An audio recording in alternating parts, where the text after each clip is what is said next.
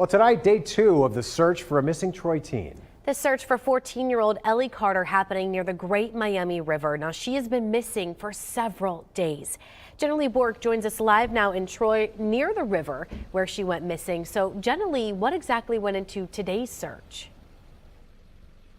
Well, Elise, I can tell you today's search was more intense just by the number of people that were here. About 100 from different agencies, some of these agencies specializing in these types of search efforts. Captain Dominic Burnside from Troy Police said they were grateful for the help. Yesterday we held a search where some boats were on the river, kind of doing visual searches and overhead searches with drones and whatnot. And then today was more of an expanded search with several specialized agencies. Ellie Carter was reported missing by her father last Friday morning. Police learning that she actually went missing sometime Wednesday evening through their investigation. She was last seen by witnesses and on video surveillance around 6 o'clock Wednesday night in the area of East Staunton Road and Michigan Avenue, headed toward the Great Miami River. And now, what have they been able to find so far?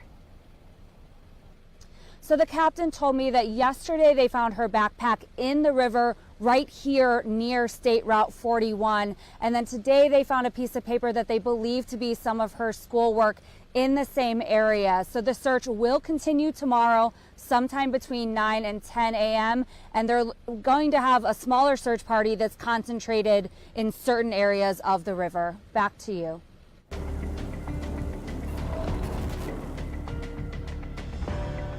Tonight marks 25 years since 9-year-old Erica Baker went missing. It's, of course, a somber anniversary for her family, investigators, and the community. Dayton 24/7 now shedding new light on her case through our exclusive Missing Erica Baker podcast. Nathan Edwards, one of the hosts, and spoke with Erica's dad, detectives, all about new information on this case. The new information in this case has led to a new search for Erica, and tonight we're launching a brand new podcast episode that gives you a behind-the-scenes exclusive look at the search efforts that are continuing to give her family hope. Does it feel like it was 25 years ago? No, it doesn't. Actually, it feels like it was just yesterday. When you have a child that goes missing, time kind of stops. For Greg Baker, the time stopped on February 7th, 1999. It was unseasonably warm that day when his daughter Erica took her dog on a walk near the Kettering Rec Center and never returned. It's just that emptiness that has just been there for the last 25 years of not really knowing what actually happened. It just plays in your mind over and over and over. Erica has never been found, and police believe only Christian Gabriel knows where she is. We just want to find that girl. Man, I know you do. And we want to validate your story. And I'm trying everything I can to help you. Gabriel admitted to hitting Erica with his van and burying her body. Despite taking police out to Huffman Dam in the early 2000s, he's never led them to her body. He spent 6 years in prison for gross abuse of a corpse and tampering with evidence, and left the area after his release. But he resurfaced last October when our Missing Erica Baker podcast learned he was arrested in Roseburg, Oregon on assault and meth charges. I don't worry myself about him. I worry myself more for returning Erica to a resting place for her family. Retired Kettering detective Bob Greene has worked on Erica's case since the beginning. He's led hundreds of searches and investigated countless tips. But now, it's Detective Amy Pedro's case. You want to do the right thing, you want to see the holes, you want to see the truth and all the lies that have been told over the years, and you just want to do all you can do to bring her home. She's a fresh set of eyes on the case and is teaming up with Texas EquiSearch Midwest to search a new area near Huffman Dam. Investigators targeted this location based on new information, in part thanks to our podcast. A person close to Christian Gabriel heard this series and talked to police. Any spot of interest is important to us. We take any spot that we, receive tips on, or spots that we just are interested in after reading the report and stuff like that. We take those very serious. Our podcast team was there as an excavator tore up the ground, and Texas EquiSearch dug for remains. No bones were found, but police are not done with this location. Detective Greene is still hoping for closure. When I was first assigned to this case, I won't let it go cold, and the city of Kettering, the Kettering Police Department, has totally been a part of that, and we are going to find her at all cost. Greg Baker appreciates everyone keeping Erica's story alive. Kettering PD has been on this from day one, and they haven't rested, and our family is very grateful about that. One day, he hopes a new date will be seared into his memory, the day they find Erica. We've been into this 25 years, but there has been other cases that's gone on for a lot longer than hers where they were able to recover bodies or to be able to recover the remains. So, I mean, we always have that small sliver of chance that it might happen. Right now, there are no new scheduled searches for Erica. If you have any information about her case, call Kettering Police. In the Dayton 24/7 podcast studio, I'm Nathan Edwards. And again, the newest episode of Missing Erica Baker was just released today. So to listen to that full episode or even get caught up on the entire award-winning series, head to your favorite podcast provider and search Missing Erica Baker. We also have all of our exclusive coverage at Dayton247now.com. See the behind-the-scenes footage of searches and read about the prime suspect. Just click on that little icon there over on the right-hand side, or left-hand side, I should say, next to our logo. Then click the podcast tab to find the Missing Erica Baker section.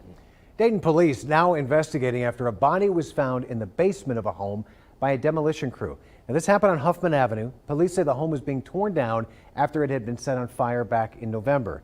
Dayton Police Department's homicide unit, as well as arson investigators, are now looking into it. The Montgomery County coroner investigating the cause of death. A Springfield man is now behind bars in Clark County tonight in connection to a shooting death in Springfield from last month. Now, Springfield police say 45-year-old Douglas Crowley is facing felonious assault, murder, and weapon charges. He's also accused of murdering Richard Howard, who was found dead in a vehicle on January 6th. And tonight, the woman who kidnapped twin boys from Columbus now admitting guilt. Nala Jackson faced kidnapping charges after she stole a car with 5-month-old twin babies inside in December of 2022. Tom Bosco explains the plea change and the sentence she'll now face. This all happened in federal court where cameras are not permitted, but Nala Jackson smiled at supporters in the courtroom and mouthed, "I'm okay and I love you" to friends. That was as she admitted to a judge that she snatched the two children and then took them to Dayton and then on to Indianapolis. She admitted to both counts against her, 2 counts of kidnapping of a minor. Prosecutors agreed to the minimum sentence, 20 years in prison. She could have been sentenced to life. A 20-year sentence, which is very significant, was appropriate. In court, Jackson never said why she took the kids, but her attorney admitted she's been treated for mental illness in the past. Prosecutors say they still don't know exactly why Jackson did what she did. I will never be able to get inside the head of Miss Jackson. I think this was a crime of opportunity that took an absolute turn for the worse, and obviously everything that happened had a huge impact on the families of the minor victims. Well, a nice evening out there, a little chilly right now, but for this time of the year and evening, this isn't too bad. In the 40s, got some 30s out there too, but we're above freezing, which is always nice. 39 in Greenville, 42 in Troy. We got 43 in Dayton right now, and it is much warmer compared to this time yesterday. Part of the reason is cloud cover that has made its way in. We also have a southerly wind that's going to keep things on the warmer side, but we're 7 degrees warmer right now in Dayton compared to this time yesterday, 13 degrees warmer in Richmond. And heading into our day tomorrow, kids going to be needing a coat in the morning, of course, in those upper 30s, mostly cloudy skies. By the afternoon, though, we're tracking 60s. It's looking great. Coming up, I'll have a look at the rest of the week. A live look at our roadways tonight from our ODOT cameras, where lanes on I-75 are back open after they were closed to repair potholes. Multiple lanes were closed for several hours this morning as crews worked on I-75 northbound ramp to I-675. According to AAA, every year 1 in 10 vehicles are damaged badly enough from hitting a pothole to need repairs, which is an average cost of $600. And tonight, Dayton 24/7 Now is once again teaming up with the Humane Society of Greater Dayton to find forever homes for animals across the Miami Valley. Join us tomorrow for the 4th annual Epic Pet Give-a-thon. We're going to be live at the Humane Society all day with special giveaways and success stories. You can show your support and donate now by scanning the QR code on your screen or by texting EPIC24 to 76278. A federal judge deciding the future of Ohio's social media parental consent law. The latest developments are next. And Senator Brown has introduced a new bill to keep veterans in their homes. How this legislation would help them keep up with their payments, even if they've fallen behind. And the mild weather continues on. How much longer it'll last, that's coming up. Here's a live look from our Eco Plumber Skycam. You're watching Dayton 24/7 Now.